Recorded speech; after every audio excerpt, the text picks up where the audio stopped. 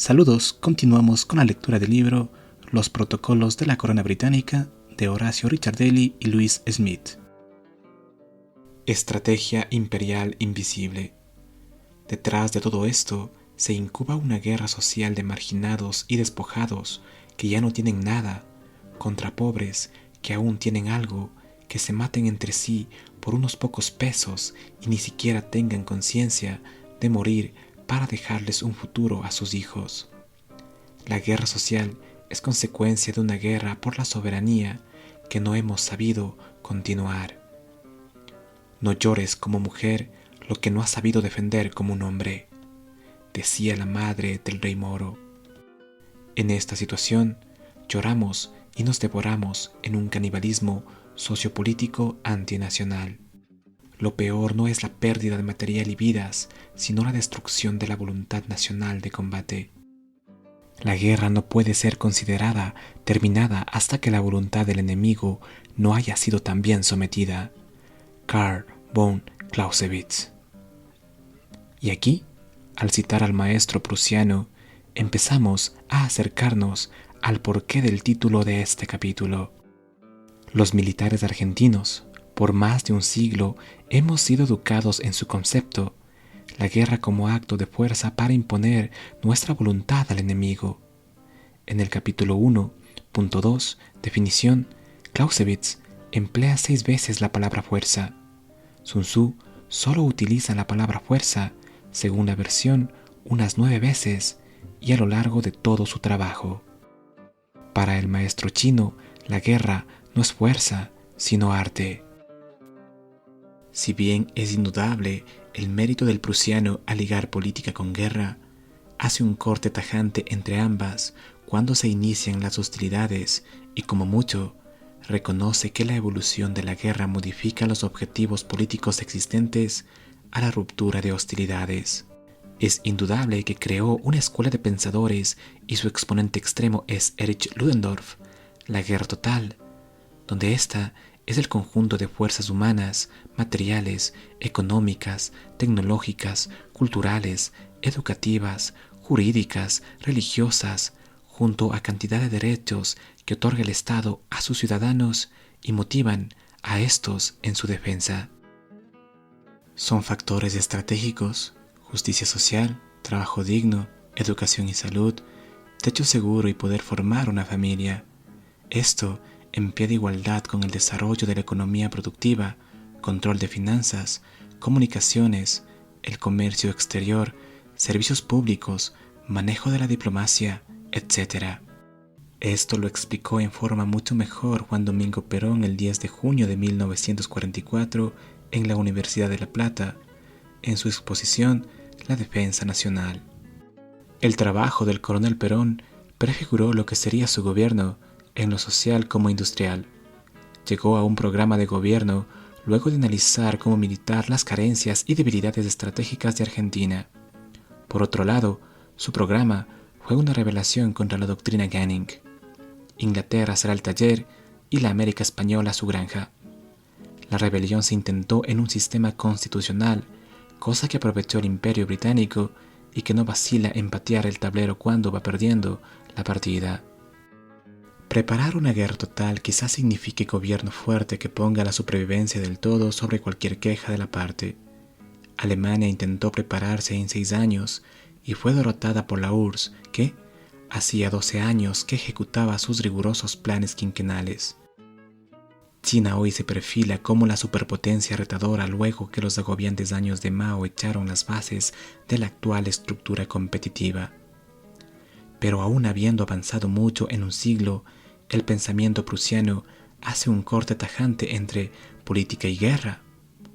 Al creer en esta dicotomía, fuimos a luchar en Malvinas, convencidos que los ingleses enfocaban la guerra como los prusianos, cosa totalmente errónea.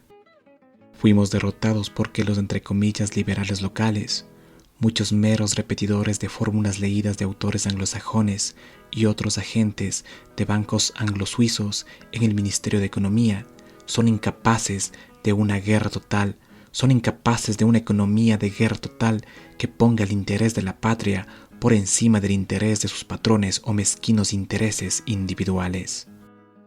Los liberales nativos ven las Fuerzas Armadas como un mero aparato de voltear gobiernos constitucionales que defiendan el interés obrero y perjudiquen el interés de sus patrones extranjeros.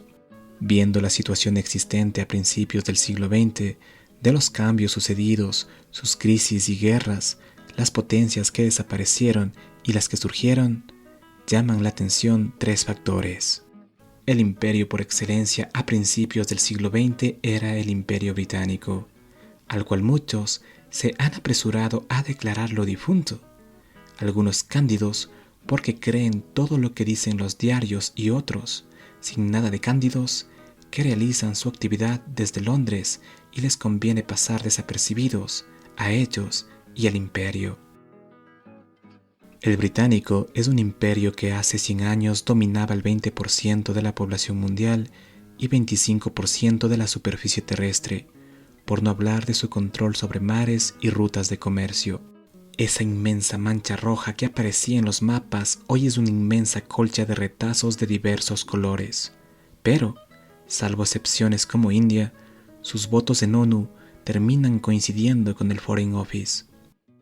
Ese imperio al cual Lenin le calculó la mayor cantidad de activos bancarios de entonces, hoy sigue superando, con sus activos de la City de Londres, excluimos el rosario de paraísos fiscales en el Caribe, Mediterráneo y Pacífico Sur, supera el total de activos bancarios de Estados Unidos y Alemania en su conjunto, es decir, más que la primera y tercera economía del mundo. B. China, una gran torta que no terminaba de ser engullida porque eran varios grandes quienes la disputaban, pasó de ser uno de los países más pobres a cuasi superpotencia, y si se mide su economía en un coeficiente entre PBI y cantidad de dólares para cubrir las necesidades básicas, es la segunda economía del mundo y en rápido alcance a la primera, Estados Unidos. C. Estados Unidos, un coloso que definía las guerras mundiales con su formidable industria, fue derrotado en Vietnam.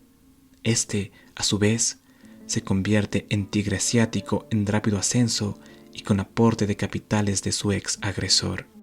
¿Cuál es el denominador común de estos tres casos? Sun Tzu. Los dos últimos son herederos de su pensamiento estratégico. El primero heredó una parte de Venecia, imperio naval de la Edad Media. Otra la desarrolló por sí mismo, pero llegó a la misma conclusión estratégica. No hay división entre guerra y política. La acción sobre el enemigo a atacar comienza varios años, a veces décadas, antes del primer disparo. Se lo mina desde dentro por agentes y recursos propios que fomentan la división y discordia interna. Introduce la división entre tus enemigos, Sun Tzu. Para los británicos, la división incluye el fomento de la subversión y el terrorismo. Luego volveremos sobre el tema. Con el último disparo, si el enemigo no fue derrotado en su totalidad, como Argentina en 1982, la política se convierte en continuación de la guerra por otros medios. El imperio británico que manchaba de rojo los planisferios de principios de siglo no ha desaparecido de la realidad, sino de los mapas. Sé extremadamente sutil hasta el punto de no tener forma, sé completamente misterioso hasta el punto de ser silencioso. De esta manera podrás dirigir el destino de tus adversarios. Sun Tzu. El imperio se transformó en la metástasis de un cáncer que se ramifica por el mundo y lo corroe. Ya no es una serie de manchas geográficas dibujadas en un planisferio. El imperio sigue existiendo en organizaciones de gobierno no gubernamentales, secretas, semisecretas, discretas, con los más distintos y loables propósitos ecológicos, derechos humanos, lucha contra la corrupción, ecumenismo religioso, paternidad responsable, desarrollo sustentable, paz mundial, gobernabilidad global, el hombre en la biosfera, Corte de Justicia Mundial, la mejora de las relaciones internacionales, el orgullo gay, etcétera, etcétera.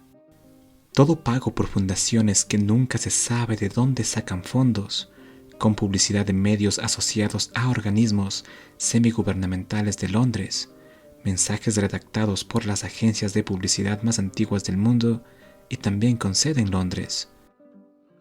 En diarios y medios que ocultan su pertenencia a Canning House y políticos a los cuales esos diarios y medios levantan para bombardear al electorado en la promoción de derechas e izquierdas inicuas, en el espacio a personalidades muy, entre comillas, progresistas que proponen, entre comillas, controles de natalidad pensados por Sir Henry Kissinger en 1974.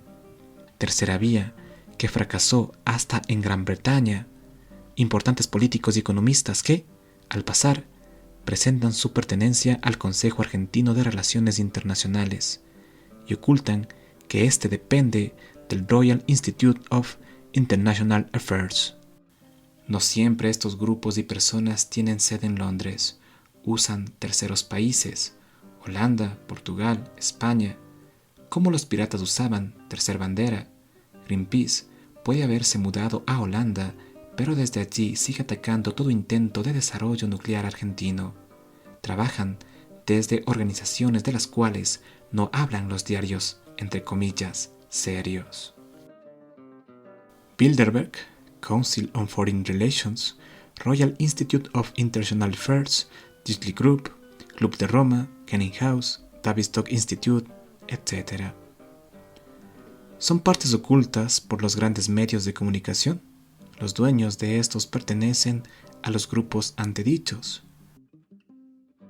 Cuando Malvinas, todos fueron partes de una estrategia total en lo económico y financiero, control de medios de comunicación, acción psicológica e inteligencia, embargo de fondos argentinos en el exterior, de armas ya pagadas, respaldo logístico de OTAN, de estados que figuran como neutrales en lo político y militar, pero no en lo económico y financiero, Suiza, Suecia, Austria, Finlandia, presiones entre comillas pacifistas, etc. A todo esto se subordina lo militar. No llegábamos a ver más allá de lo militar, de contar cantidad de aviones y naves. Era solo la punta de lanza, no toda la lanza. Y bueno, con esto estamos llegando al final de este episodio. Compártelo, suscríbete, puedes apoyar a nuestro canal desde el enlace en la descripción.